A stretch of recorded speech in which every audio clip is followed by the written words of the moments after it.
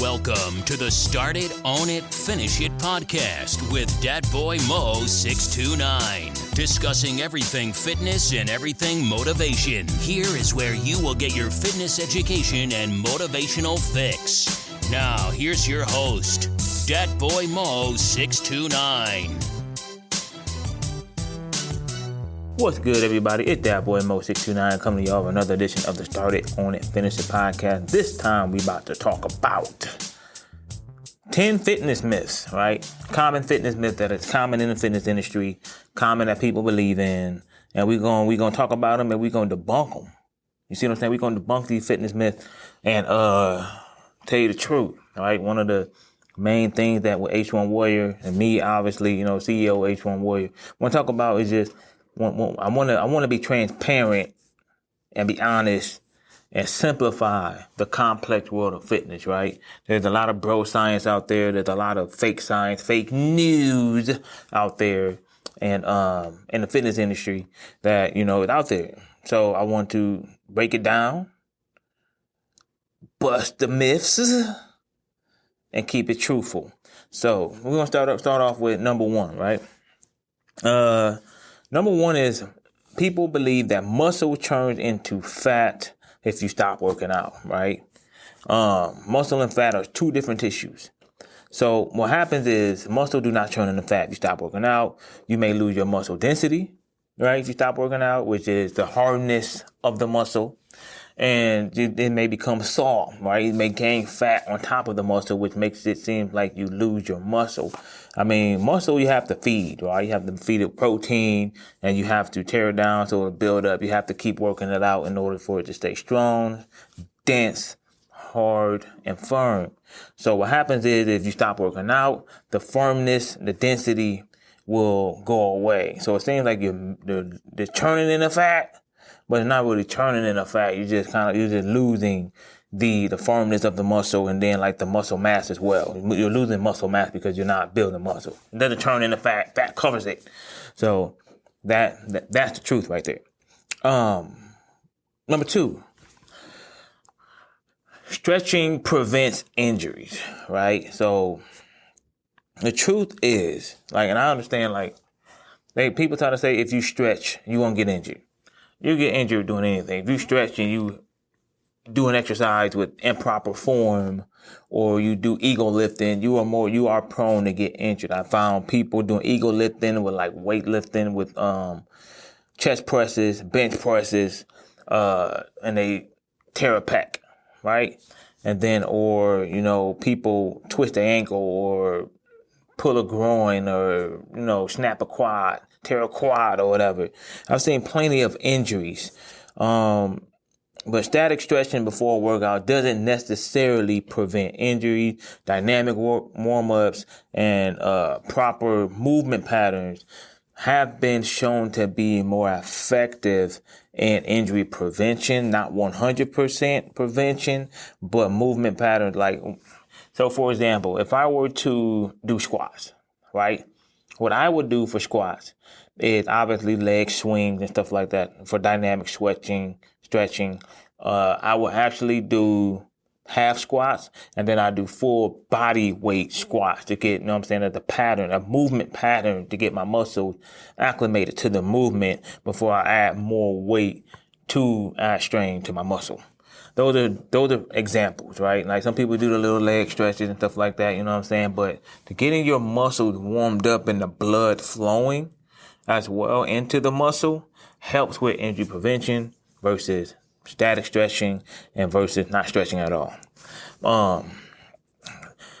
Number three, carbs make you fat, right? Now, this is kind of like a tricky one, right? Because people can confuse water weight with fat.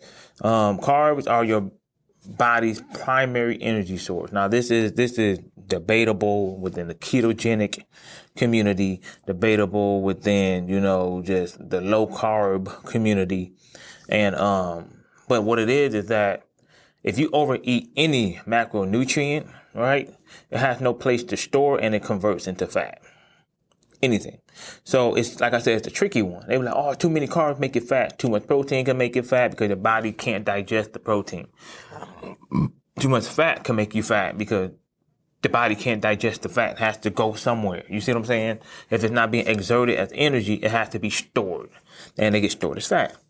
So not carbs, fat, or protein, right, can lead to weight gain if you consume too much of it. And then a lot of it, can be confused with water weight as well. Carbs is carbohydrates mean water. But so water weight can be confused as fat, but it's just water weight. Number 4, you need to work out for hours to see results, right? This is a big misconception where people think they gotta be in the gym for 2 or 3 hours just to see results, right? To see results, honestly, if depending on what your goal is, nutrition is always key. Right? Nutrition is key. If you're working out in the gym, whatever, you're breaking down your muscles and all that stuff. Your muscles are torn down. You need to replenish your muscles with the proper nutrients for them to grow. You need to eat properly for your metabolism to spike. You know what I'm saying? To have a furnace of a metabolism so your body can burn weight. You know what I'm saying? Burn the fat, burn the calories and stuff like that. And the thing about it is too, like sometimes like short intense workouts like HIIT or strength training can be just as effective as long sessions, right? Consistency matters more than duration, right? So if you work out 2 hours for 2 days a week or whatever versus 5 days a week at 1 hour each, or 5 days a week at a half hour each day, then consistency will be more key than long workouts. And then you got to also think too, like if you work out too long, you cause more stress to your body, which stress to your body means stress hormones, which is cortisol levels. Spike cortisol levels mean, guess what? Your metabolism going to take a shit, and your metabolism take a shit. What happens? You're not going to lose the weight that you want to lose because you're not burning the weight because your metabolism has taken a shit. Flat out. So that is a big misconception. So you want to find that that medium. You see what I'm saying? That medium point to where maybe an hour a day to work out. You know what I'm saying? So hour and a half top max. 90 minutes max. If you want to get in cardio and weight training in the same workout, or if you just want weight training and one workout, I max it out to about an hour. If you want cardio, depending on the cardio exercise that you do, 30 minutes, 45 minutes max. You don't have to spend hours on end in the gym to get results, especially if you got the right nutrition plan, the right macros. At the end of the day, hours in the gym means nothing. You know what I'm saying? So that's the misconception of the old school bodybuilding days. You need to work out 2-3 hours, but you're not a bodybuilder. Hell. So, number 5. I believe it's number 5. Yep, number 5. More workouts equals more gains, right? So you figure the more you work out, the more gains you're going to get, right? 7 days a week. Me particularly, I work out 7 days a week, but here's my workout split. I work out with weights 5 days a week, and I work out active recovery day 1 day, and then two of those days are just strictly cardio days, stretching days, stuff like that, active recovery as well.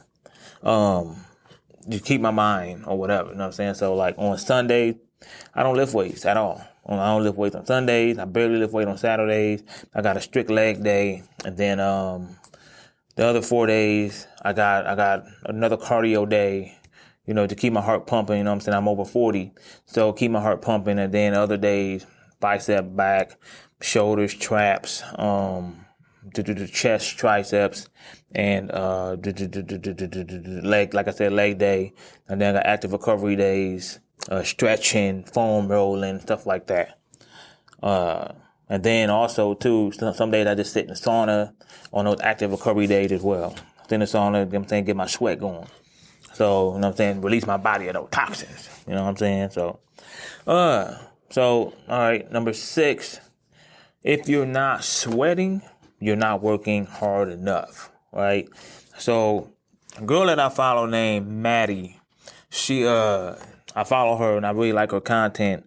She deals with her clientele are women, and one of her reels was talking about if you sweat, you're not sweating, you're not working out hard enough or whatever. It's a myth, right? And she's right about that. Because honestly, I really don't even sweat that much anymore, honestly, when I work out. But sweat is just a way of your body cooling down, right? It's not an indicator of how many calories you're burning.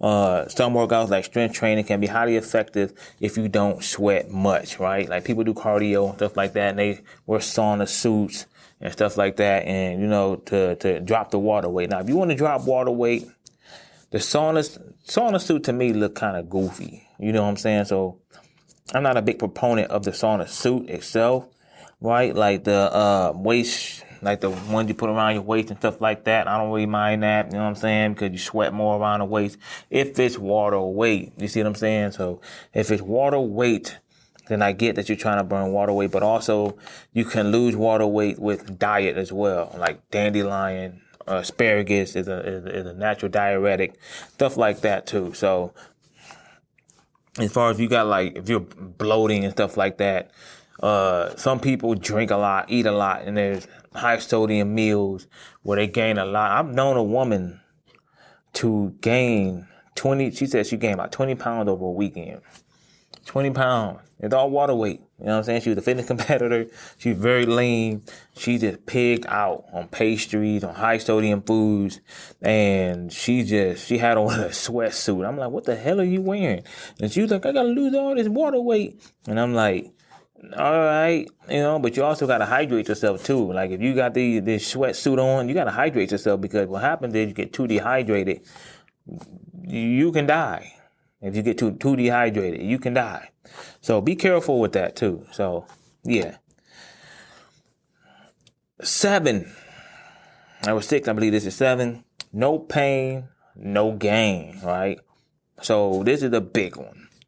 So some discomfort is normal, but pain is a warning sign of a potential injury, right? Listen to your body and focus on smart, progressive training. I always talk about being smart in your weight training and your fitness journey. Be smart, especially if you got smart goals. If you're working out and there's a pain, don't try to power through that, dog. At the end of the day, you have to understand what's causing the pain, right? Like I had bad shoulder pain before, and I would go light on my shoulder workouts. I didn't try to go heavy as possible. I would nurse my shoulder, and eventually my shoulder got better. I'm not even trying to like overexert with my shoulder now. Like if I go a little bit heavy and I feel like a little bit of a twinge or a ping, whatever you want to call it, I don't even mess with that, right? At the end of the day, I'll go lighter. You know what I'm saying? So I'm not trying to re-aggravate an injury. You got to be smart, especially when you get older, right? When you get older, your body don't heal like it used to. You see what I'm saying? Like your body heals slower than it used to when you were younger. So unless you want to be out there and, you know what I'm saying, injured like a mug, on some ego shit, no, I'm cool. I'm cool. You got to work out smarter. And that's the thing too. Like I don't have as many injuries now because I'm working out smarter. I listen to my body. If it hurts, I look at my form. I see why it hurts, and then I'll make adjustments. And actually, when I see people working out, I'm like, damn, they about to injure themselves. So in training too, you got to work out with proper form to prevent injury. Prevent the injury. You stay working out. Stay lifting heavy. Stay lifting comfortable enough, whatever, right? You stick in the gym, you ain't got a shoulder brace on, you ain't walking on crutches, you know what I'm saying? You ain't got to miss the gym, none of that. So, yeah. So, number 8, we're going to go down to number 8, right? So, number 8, a myth that is common within the fitness industry, that's cardio is the best way to lose weight. All right. A lot of people think if you do cardio, you'll be losing weight. Weight loss starts with proper nutrition and a calorie deficit. Period. That's the secret. Calorie deficit. You understand what I'm saying? Calorie deficit. So, while cardio does burn calories, the combination of strength training and proper nutrition is the best way to burn fat and keep it off long term. Now, cardio is just that, for cardiovascular health, right? Your heart rate is up. It helps you burn calories, yes. So does strength training. But your heart rate, cardio is for the heart as well. You see what I'm saying? So the heart, to me, is probably outside of it's the most important muscle in your body, your heart. Because without your heart, you don't live. So that's why I incorporate cardio into my workout plan, because at the end of the day, I want to keep this heart thumping. I want to keep it strong. And I don't want to get winded. You see what I'm saying? I don't want to get winded. I want to have endurance. I want to have stamina, all that. So cardio to me helps with that. But to some people, cardio may be the best way to lose weight. But like I said, at the end of the day, calorie deficit helps you lose weight. Period. So number 9, this is another big one. You can spot reduce fat, right? And a lot of companies within the fitness industry selling products, selling hardware, would like to make you think that if you use this, you will get that, like a 6-pack or something like that. And you'll lose weight around your abs and stuff like that. You may see stuff on TikTok Shop that promote that stuff. But are you thinking doing 100 sit-ups to give you 6-pack abs? Or if you have excess body fat, fat loss happens evenly across your body. You can't determine, unless you get surgery, you cannot determine where your body's going to burn the fat first. Now, there are some people who know where the body fat on their body leaves first.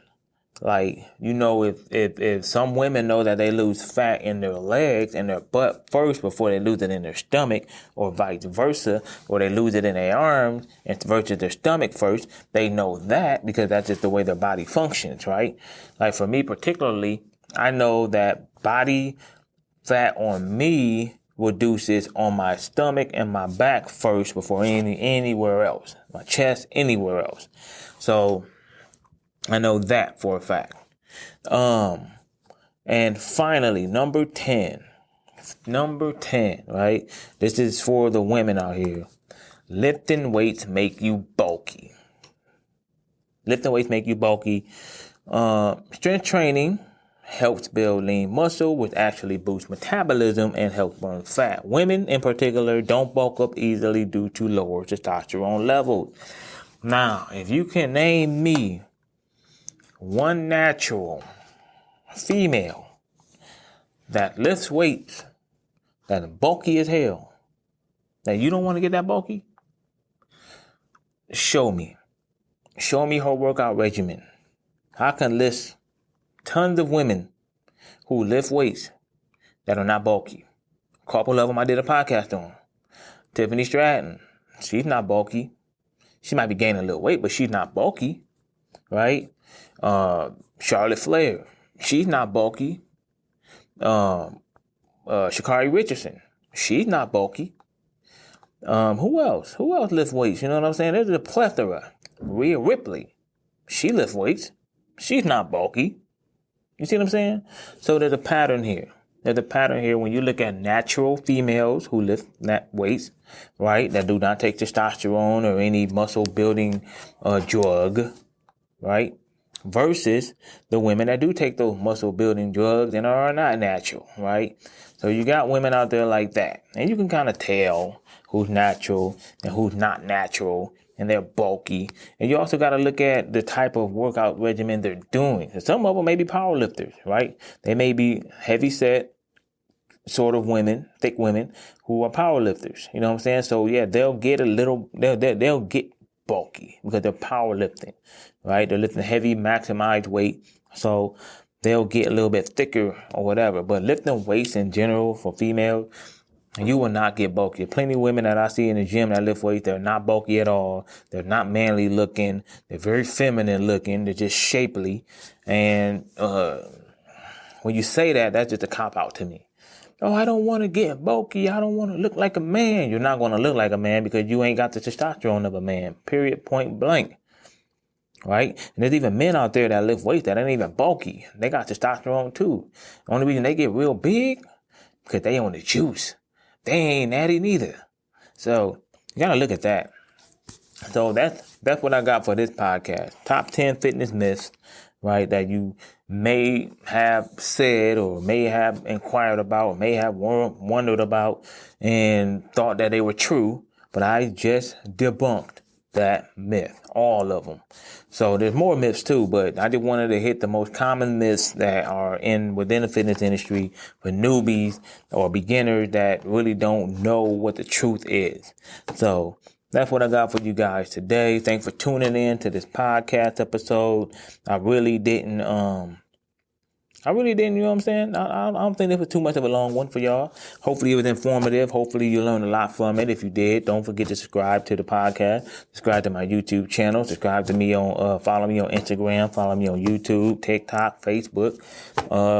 I'm on everything, you know what I'm saying? I'm on Castbox. I'm on Amazon, I'm on Amazon Music. I'm on iHeartRadio, Apple Podcasts, you know what I'm saying? You can find me anywhere. That boy Mo 629, started on and finish it podcast, H1 Warrior.